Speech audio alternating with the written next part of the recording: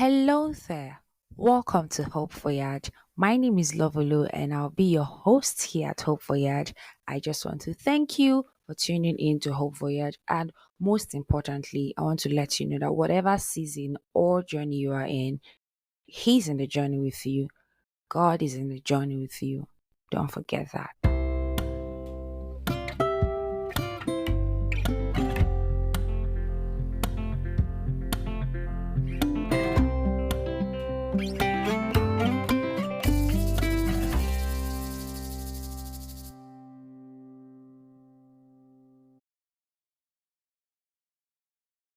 Hi, Hope Voyagers. Oh, Good morning, good afternoon, good evening from wherever you're listening to us globally. We are super duper grateful for you and for sticking out with us this while. Today, we have someone very amazing, and I believe one of the things that I love about Hope Voyage is that whoever comes to speak with us have something to say per season, per time to whoever that will be listening. And so we have today with us Mr. Ejiro. Hi, Mr. Ejiro. good morning, good afternoon, good evening to our listeners.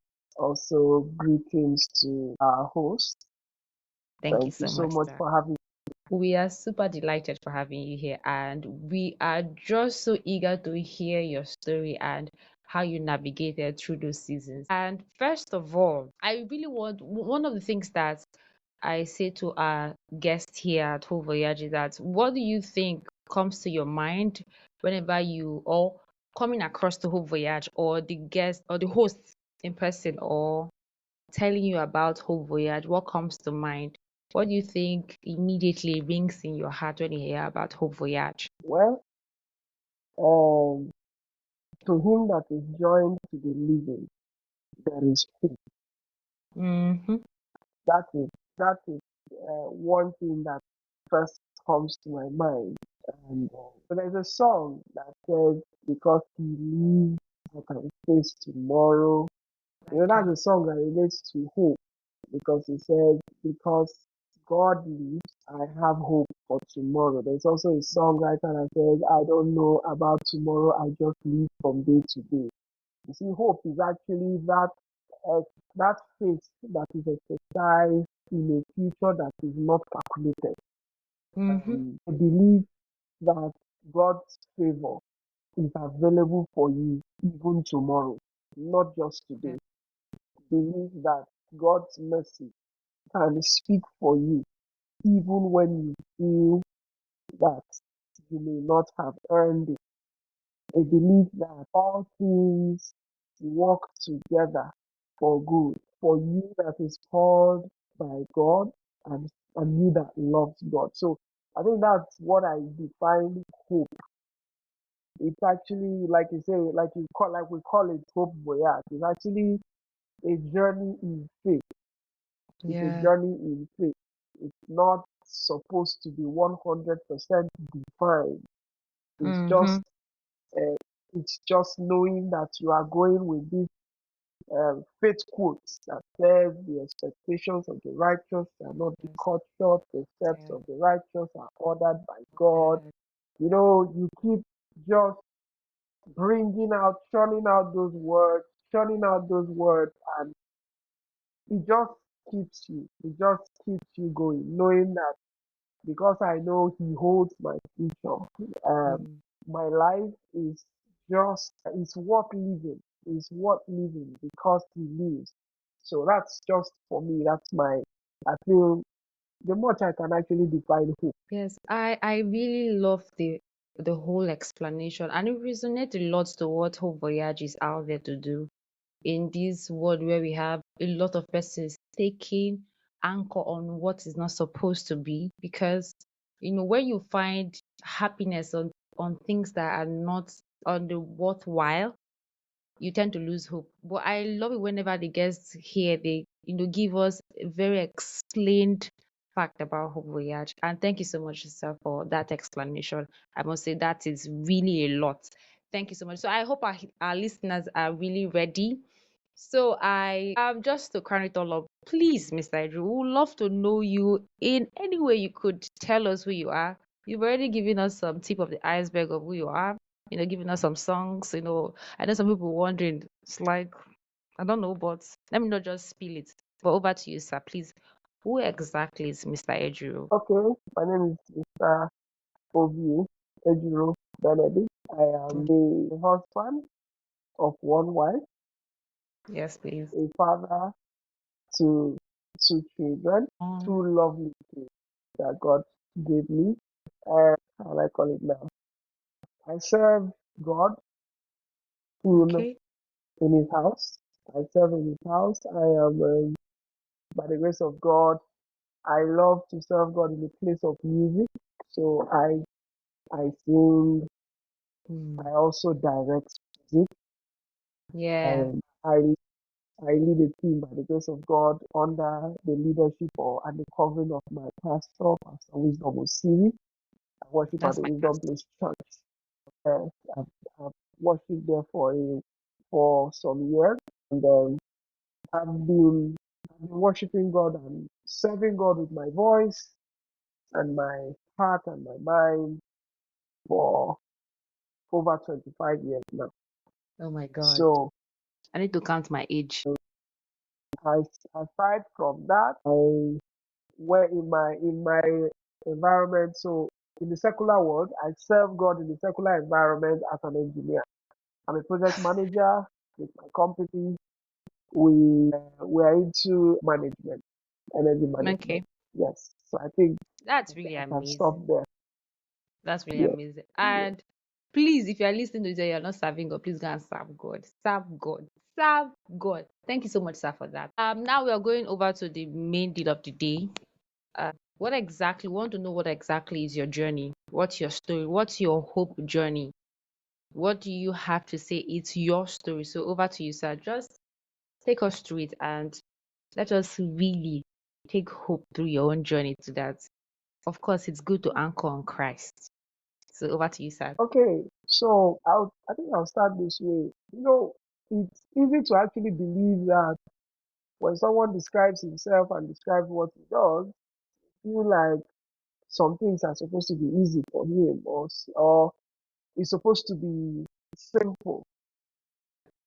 Mm, Everything just works out fast, fast, sharp, sharp. So, like I said, I've been serving God since a child, since I was a child. mhm. I've been serving Okay. God for a number of years. And I've not seen a reason to decide to stop serving Him because He has been faithful to me, Yeah. leading me to my hope story. He has even helped me even in the times I felt like I had reason to feel like He failed me.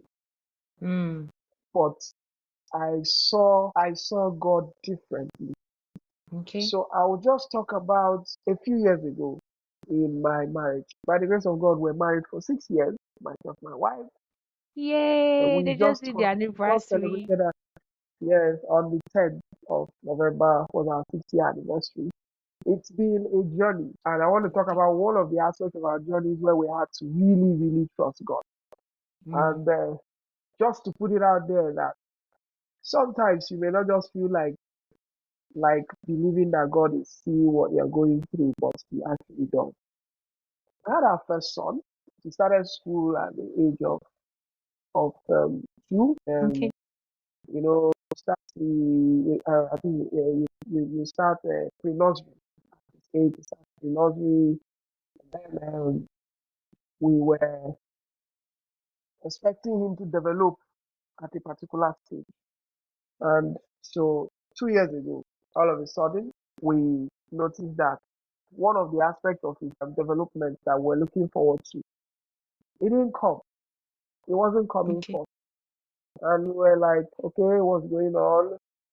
And we had to go to the pediatrician, the children's clinic, the children's hospital, and we did a series of tests. We did the first test. They said we needed to do a surgery. And that surgery, after the surgery, we need to do another test. So we did the surgery. He was successful, but he did not yield the result as we expected. We now did the test. And the test came out with a not so good report that our son was being diagnosed, it was hard for us to take because, first of all, it's our first child. We have not had the opportunity of raising any child before. So that's our first child. So we got that report and it was really not good. And then to worsen the situation at that time, we're under serious pressure from kind of pressured by the school he was in because the report we're now getting was telling us that he's not paying attention in class, he's distracting, he's very hyperactive, and all of that. So myself and my wife, we were very, very confused. So, you begin to seek counsel based on professional opinion. They tell you Okay. you need to, so you seek counsel from friends and they say, no, there's a particular school for this particular type of children. They sort out all these things and we're a bit confused. In the midst of that, the medical diagnosis came with a very huge bill that we will need to, for us to be able to attempt to manage because so the diagnosis came out with a life, there's a type of result that comes out and this result is like, it's permanent. So when we ask them, is this something that can be cured? They say, no, it's not curable. It's meant to be with the child. That this is how the child is going to be. Whatever it is you are doing, no matter how much you're spending, it's not going to cure it. It's only going to help the child. So you can imagine where a child is supposed to be a gift from God, is a gift from God. And then you see the gift of God does not add sorrow. The Bible said that the riches of God, the blessings of God make it rich and added no sorrow. So this is us now as our child is 3 years old. We're supposed to be excited, but we're looking for the excitement. And we're being slapped with a bill that might cost, that would take, it's almost like 18 months of my income. And I'm like, first of all, I'm asking myself, what did I do wrong? I'm saying this because there are people who are like me, who serve, and the way people have watched you serve, they get so inspired, they feel like nothing should ever shake you.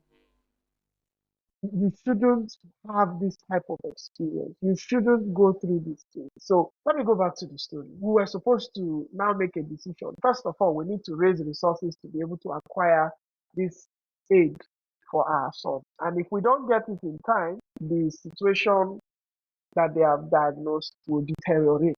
Then we have a school where they are saying that they might not be able to accommodate him. From the response we're getting, it would be easy for them to accommodate him because he's becoming a distraction to other children and he had to repeat the class. So you know what it means as a parent. When we were small, you don't even want to hear that they are repeating a class, let alone your parent. Now imagine you being a parent, having to settle with the fact that your child needs to be in the same class where he sees his classmates go. Although at that age, you don't expect the children to recognize that. So he Yeah. needed to repeat class. And we're now thinking, should we take him out? We had already gone to start making arrangements to move into a different school. And it's now a school where they have children who are in the category of where they diagnosed him. We went there, they examined him, they gave us a form, we filled the form, paid the examination fee, everything. So it's just for us to move him. And at the point, I had to begin to talk to myself and my wife.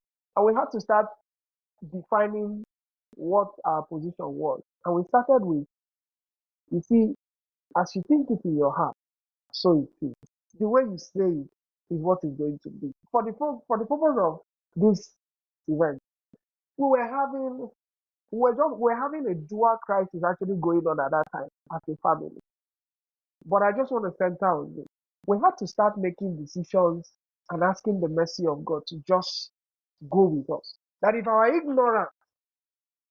our decisions are being made based on ignorance, let the mercy of God come through for us. So we spoke with the proprietors of his current school. In fact, okay, so we had already decided to withdraw him without notice. So when he resumed for the new term, it was second term. We Okay. took him to the new place we wanted to register him. We had not paid school fees. We just took him there. We took him to the assembly ground. By the time we got there, as I looked at that place, I said, the Holy Ghost spoke to me. I said, I know, your child does not belong here. I echoed it. I said, my child does not belong here. No, my child has a sound mind. I can't be praying for my child every day and then I start doing this. I said, no, he has a sound mind. No, he has a sound mind. At a point, I had to start saying these things by myself. I said, no. So our son's name is AC. The short form, the full name is Akbesi. That's Akbo AC, meaning a gift. No, meaning he belongs to God. So I began to say some things that we are custodians of this gift. God cannot give us something that we cannot handle. And it is the way we brand and describe the gift that will determine its functionality.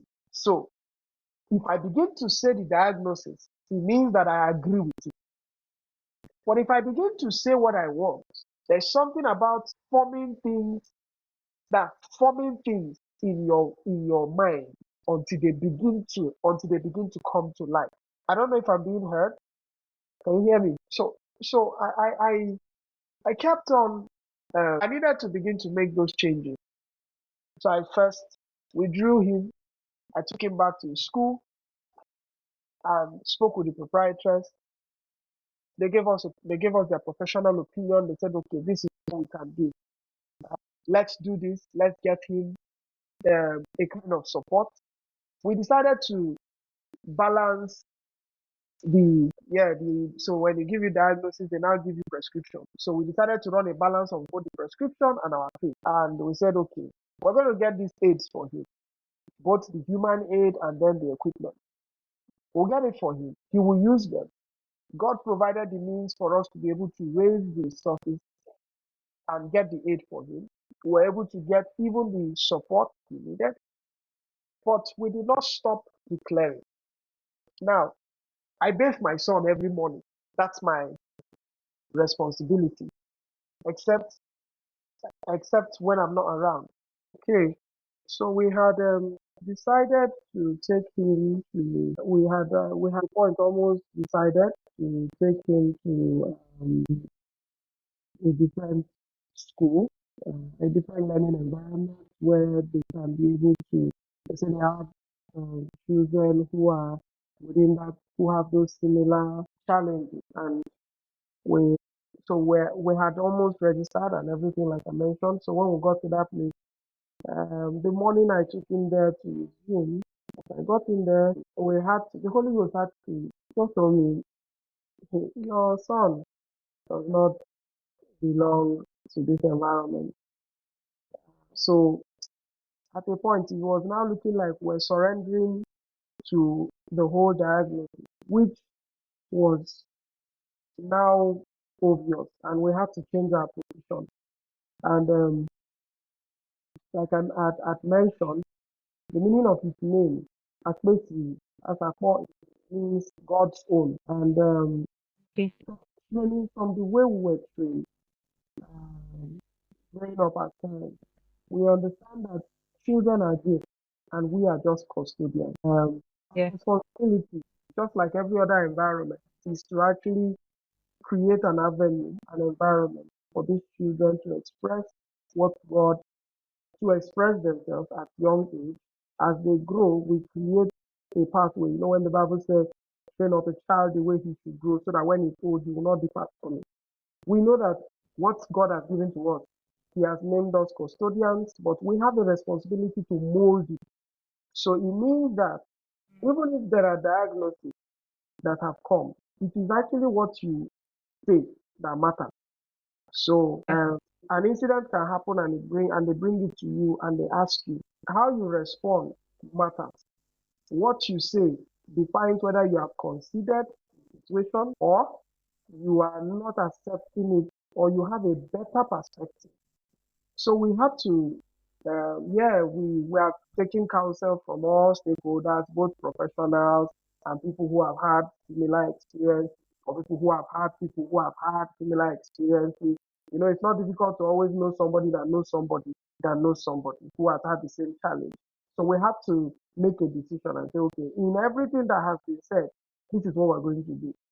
I had to make that call. And with the support of my wife, we took him back to where he was. And we agreed to have to allow him repeat his class. And we told the proprietors that, okay, this is what we want to do. Offer us, what do you recommend? And they said, okay, you will need an aid, like a human aid that will help you. I said, okay, no problem. Went back to the hospital. Said, okay, this is what you people propose. From your diagnosis, these are your recommendations that we should get him a support or an aid.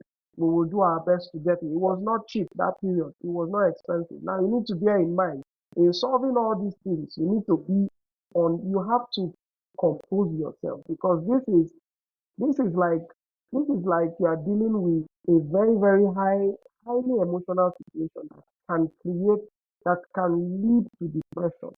When we got the diagnosis, it took us some days for us to be able to um, try to come to terms, not really accept, come to terms with the fact that this thing that they are saying is actually what they have checked because we have to go to two different hospitals to confirm that these test results are actually accurate. And truthfully, they were accurate. But you see, we have to now decide that this is how we're going to go. So he repeated his class, we kept him in school, and we got all the support we needed to do. But this is one of the most touching parts for us. I get my son every morning when I'm preparing him to go to school or when we prepare to go to church. Every time that I do it, I have to keep telling him. I call the name of my son and I mention and I begin to say things about it. I say that see, your mind is functioning well. Your brain is you are a sound child. Everything about you is perfect. You are not competing with anybody. You are perfect the way you have been made. You are meant to manifest at a given time.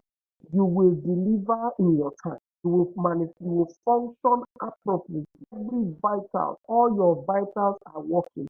I do this every morning when I bathe him and prepare him to go to school. And then when I teach him, I pray with him in the morning and he answers, like he responds to me. As long as I'm able to get his attention, it means that he's hearing what I'm saying. And I begin to speak, I continue to speak. The same thing my wife does. And that is what we kept doing. When I go to work and I'm not at home, I make a call and I give the phone to him and I speak to him. And I keep saying this thing. Now, I'm not saying these things like it's not as if the diagnosis were not there. Yes, we have gotten all the aids that we need, but we kept saying these things because you see, it is what you say. It is what you say that matters. It is what you have to say that matters. It's just like it is what the king declares that goes for his subject. You are the king of your situation. You are the one that is responsible for how the outcome will be. And it is in your mouth. When the Bible said that the power of life and death lies in the tongue, it is what you say that matters, even when it has nothing to do with you. Like the story of Mary Magdalene in the Bible. You see, she was defined as a harlot.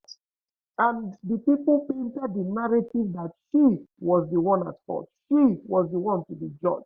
But you see, it was the response of Christ that actually created the next phase. So sometimes judgment might not actually be in your favor.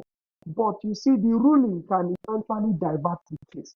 So we have to decide that this is our ruling over this matter, that this child is sound. We have to decide, we have to decide that this child is sound. We have to decide that this child will manifest himself. And we begin to recognize why his names were given the way they were given. And we had to begin to operate in that format. So we started the whole program. We had to do therapy. It was not easy, like mentally, emotionally, and I did not stop serving. One of the things that I've learned how to do, or one of the things that I learned in seasons where there are emotional strain, if you have routines, maintain them. You see, routines actually build decisions, do not build discipline. It is routines that help you manage emotions. So when I need to be in church, I have to be in church. When I need to go to work, I go to work. Yes, there is a time to take leave, and I took the leave. When I was done, because sometimes the leave you are taking, one is so there are some places where you take emotional leave. There is a reason why they measure it because there is an amount of time you will spend. You will now begin to drown in the sorrow. There's an amount of time you will spend trying to brood over a matter, trying to mourn a matter, trying to express yourself. It's okay to cry. It's okay to have moment where you need to express yourself emotionally. But when you are done, what is the next thing? That is where routine comes in. I refuse to distance myself from the places where I built my discipline. I refuse to distance myself from that. So even when I sing, when I worship with my whole heart. It did not change. When I serve with my whole heart. It did not change. When I need to go for therapy sessions, I go for them. I don't when I need to get so and so thing for him, I do it. When I need to pay for this, by God's grace, with God on my side, I make sure I sorted out everything. I struggle. I did not have the time where I'll go and park one side and say, God, now me did this when it go finish. And to God be the glory. You see, as time went on, we began to get reverse reports. And those aids, as I speak to you today, those aids, we are not using them anymore. We're not using them now. This was a diagnosis that said this thing is going to come and stay. And this is what our son's life is going to be. Like he will live the rest of his life using these aids. And we're here today. Our son is going to be 5 in 2 months' time. And he's not using any of those aids. Now that's a testimony and that's a miracle. But the the the hope, we were not ashamed. The Bible said that there is a hope that maketh not ashamed. We were not ashamed. We had our times where we cried. And I'm trying to tell any listener that it is okay to cry. Even kings cry. The story of King David or David when the wives of his soldiers and his own wives they were taken and they were all angry. David also felt bad. He was depressed. He was distressed about the matter. The Bible said that David encouraged himself in the Lord. You need to learn to encourage yourself in the Lord. See, it's good to be motivated by people, but you are the first motivator of yourself. It's okay that sometimes you lose strength. There were days I felt like not praying. I mean, there were within that period I was like, Omo, are you serious? I still maintained my routine, but there were some I struggled to keep. But it did not change my resolve that God is a faithful God. In fact, at a point, I had to take up my phone when I want to run. Because, yeah, I spoke with my pastors and some of my close family relatives, friends came around and they supported. But you see, your cross is your cross. Your lot is your lot.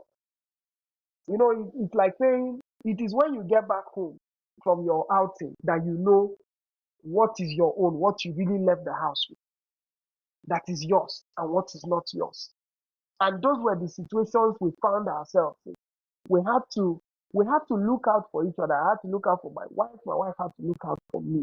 I had to be I had to try to be very, very strong. And I had to believe that God had a better plan in all of this. We are not totally out of the woods, but I can bet you that we believe God more. We are better for the experiences that we have had. I don't know if you understand what I'm saying.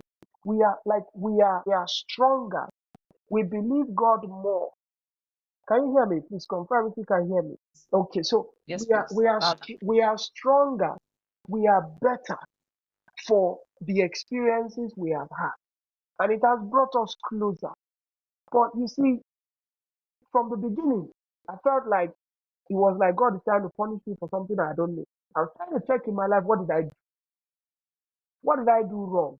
What did I do too right? What makes me, at a point, I was like, don't I deserve something better than this experience? I deserve a better experience. I deserve to not go through this pain. I deserve to not have to wake up every day thinking about Lord, so I have to attach this to support my child. I did not grow up like this. I did not, my parents were not raised like this. My wife's family, we didn't have any issue. There was no hereditary, anything. There was nothing. There was nothing. But we thank God for where we are today. You will not believe if you were with us 2 years ago or 3 years ago, but 2 years ago, you will not believe that within this time that God will show himself strong, not just in the life of our son, but also in our own lives. We trusted him when it was very difficult. When it was very difficult. You see, you may be able to start a business again, but you cannot rebirth a child. You cannot change a diagnosis by mere wishing, but you can actually begin to speak. Whatever it is. So whatever it really your confession that matters. It is what you say that matters. Whatever it is that is pronounced, whether positively or negatively, it is what you say that matters. I appreciate every professional and every counsel I receive because it helps me to strengthen my faith. If I ever got into any situation similar, I would still seek professional counsel. I have nothing against professional counsel because you see, they were given by God. They were created by God. Those professions were God's idea of making us exercise wisdom and faith. And we exercised wisdom, and then we decided to exercise faith. And our hope is alive. We know that God has stood by us. In fact, if we look at ourselves, when we're celebrating our 6th year anniversary, our pastors called us and they told us that, see, we may not be paying attention to our details, but you see, the people that know us, they that have looked at us, they know that our journey has been a journey of faith. I'm not discouraging people from taking transitions in their life, whether it is transitions into marriage, into having children, or into business. No, I'm not discouraging you from taking transitions, but you need to understand that there are times where your faith will be tested. There are times. Sometimes the test is longer. It may be short, it may be long, but your faith should be stronger for the essence of those tests is to make your faith stronger, is to make your depth, is to make you to develop more depth in your love for God and your fellowship with the Holy Spirit. And up to the last moment anybody sees me, you will not know that these are the things that inspire me. These experiences inspire me to love God recklessly. It inspires me to trust God aimlessly. Without an aim, I trust Him. Without expectation, I love Him. That at a point I had to come to tell my wife that you see, if this is our lot, we will bear it. And God will still be glorified. We need to come to a point where in our hope must not rest on the story turning in our favor. No, it should rest in our faith deepening and our love for God getting stronger. Because those are the things that God desires the most, while the other things are add-ons. We're grateful to God today because we did not give up. We did not lose faith. And because the mercy of God stood for us, it still stands for us. So this is my encouragement for every human being that will come across this podcast. Hope does not fail anybody. It doesn't. To him that is joined to the living, there is hope. No matter what it is, there is hope. There are possibilities. You just need to trust God more and you need to choose what your confession will be. Thank you very much. I think I will stop here.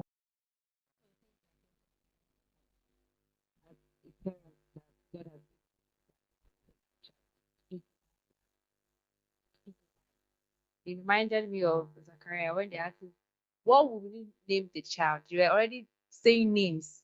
The father gave the counsel of what should stand as regards his name. There's one question I want to ask as regards this for people that have been listening. What would you say to, because I'm not going to put this question directly to only the married, I put it also to those that maybe single, those that are in a journey for their career, their business. When when it has to do with you served, talk about your service to God, putting in check that you didn't flinch, like you didn't move an inch. Although yes, there are times that managing those your routines were hard in your service to God, and when those times come that you now question when situation like this plays out, because I've heard cases of people that I'll start from married because that is the yardstick we are using today, where they trust God for a child didn't come forth. They trusted God for in healing. They have health issues as couples. Trust God for being saved. Waiting. People that that's the word, waiting. People that are waiting and still serving God, still believing. What's your one word for them? I know your waiting might not be as long as a lot of people. Some people might have waited 10 years, 15 years, 7 years for one breakthrough that they kept. Honestly, I can never imagine your journey. I know it's one that you went through because you see the people that for a particular breakthrough, maybe their marriage, their work life, in their career, and in their business. Okay. If I can make let me get you clearly. What would you say for people who are trusting God for something, not necessarily across board, and it feels Yes. like they are waiting very long? Well, there are different. I think God knows the heart of everyone.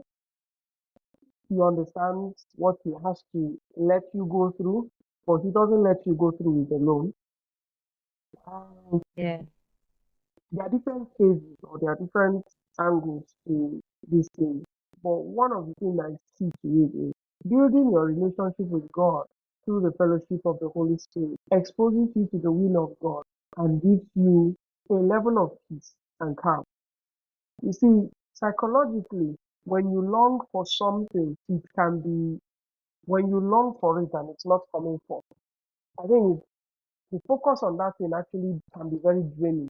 And I think that explains Okay. what happens to a lot of people. So you are trusting God for something, and that's where you're focused. I would say serve. There's I think I learned this somewhere. What do waiters do while they wait? They serve. Yeah. Yeah. What a waiter does Okay. is that he serves. I don't know if you understand what I just said now. That's really phenomenal. A I waiter, just didn't get the message. I'm getting it now. what a waiter does is that he serves. So Waiters serve. So serving is what you do while you wait. Even when you get what you're waiting for, you still serve it. And while you're doing that, you need to recognize the essence of your serving. So for me, I know that I deserve. There is yeah, he said, serve the Lord your God and he will bless I think he will bless your he will give you. I'm trying to remember, there's a scripture I'm trying to remember, something about the length of your days, and there's a reward for service. However, you need to now trust the will of God for your life while you serve him, because it's what keeps you going. For us, like I mentioned, there are other issues that we had where we were a bit confused, but we applied the same principle across board, and we've seen God actually come through. What you say matters. How you serve, how you serve Him matters. I'm speaking because I'm a product of service. In fact, one of our family values, that for my family, is actually service. That's one of the few family values that we have. So I was born in a family of service. When we're trying to define our family values, as before myself and my wife got married, we took our time, we sat down and we defined what our family values are going to, what we will be known for. We are known for service. We serve, meaning anywhere we find ourselves, whether in the corporate environment, whether in the church environment, we serve. So it's part of our values. So meaning that whatever comes out of us, service must be inside. You have to maintain a value system that keeps you away from being emotionally stressed by what your expectations are, and lean onto the will of God. I may not be able to tell why people have their waiting time. And I feel like those are opportunities for you to actually deepen your relationship with God and trust Him more. Now, it may not sound it may sound too academic for anybody listening, but it is what I have experienced. And I may not, and I'm not saying it in trying to compare your waiting period to another person's waiting period, because you may have cases where you say, how would you explain my own? I have to do this, I have to do this, I waited this, I have done all these things. You know, no, no. Your relationship with God is unique between you and Him. Your depth with Him is unique between you and Him. He is the person. If He is the person that you that called you, He will settle you. If He is the person that called you into the ministry you are into, He will settle you. This is it. So He will settle you. That's how I feel about people. If He called you, He will settle you. You just need to make sure you are in line with Him, with His will. And then lastly, if I will answer, you need to place your relationship with Him above your needs. You need to place your relationship with Him above your needs. If your fellowship with Him is a struggle, work on it. Because sometimes He wants to have a deeper relationship with you than the things you're expecting. Because He has what you are asking for. But He wants you to. I would like to recite this song, to just recite this lyric. It says, "I seek the giver and not the gift." It's a very old song I used to listen to when I was very young. I did not forget the lyrics of those songs because they mean a lot to me, as many other songs. It says, "I seek the giver and not the gifts. My heart desire is to lift you high above all earthly things, to give you pleasure." So I feel how our minds work matter, how we relate with Him matter, and again, our confessions matter. Thank you. One of the things I like about recording sections, I let every section speak to me because myself, I'm also in a journey, and I could take a lot of nuggets from what is being said from whoever is speaking. So thank you so much, Mr. Adrian. I don't know if you have any closing statement or sentence that you would love people that are listening to really hold on to. I know you spoke about the words that you say matters, your service matters, and also the position of where you are faced God and your need matters, the concluding statement. But if you have anything you want to cap it with, we would really appreciate, so that anybody that hold on to this podcast recording would take the roundup. Okay, I'll borrow a line from one of my friends. My, I like I like I like to see this comment when it's being put up on her status, and it says God can be trusted. I know the person, I know the Yes, person. God can be trusted. But I'm In fact, trusted. when I see that comment, it's an encouragement for me. Funny enough, this is the first time I'm actually talking about this experience that we have had. It's the first time I'm talking about it, so it's a privilege for me. And God can be trusted. At any phase of your life, God can be trusted. Wherever it is you find yourself, it must not be when things are down that you use that word. When things are going well, still use the word. God can be trusted. I know it's harder to say when there is pain, when there is anguish, when there is distress, when there is depression. But use it. It helps you. God can be trusted. And then second, when you don't feel like praying the way you Oh, like to pray, just say it the way you feel it. You know, you can have a routine of prayer, but when you don't feel like yes, expressing but yourself in that there's routine, say it how you feel it. You see, God accepts our honesty. The Bible said, "A broken and a contrite heart, the Lord will not despise." Sometimes He just needs you to be there. In fact, every time He needs you to be there with Him. You don't have to package it. Say it the way you are feeling. Say it the way you are feeling. You see, if Job expressed himself the way he felt and God did not kill him, what about you? Two things. God can be trusted. Number one. Number two, if you don't feel like praying, you can still say, maybe they are using the title of prayer as an activity where you close your eyes and all. No, no, no. It's a conversation.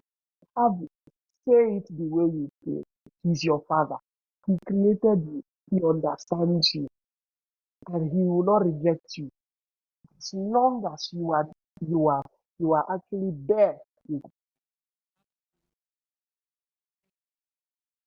Section. It is so detailed, and I believe whoever comes in contact with this particular recording, that it blesses your heart. It gives you a lot of reason to really hold on to God and believe that He's in the journey with you. Not, I say, even though you walk through the fire, you to not burn you. You go through the waters to not drown you. So thank you so much, Mr. Edgewood.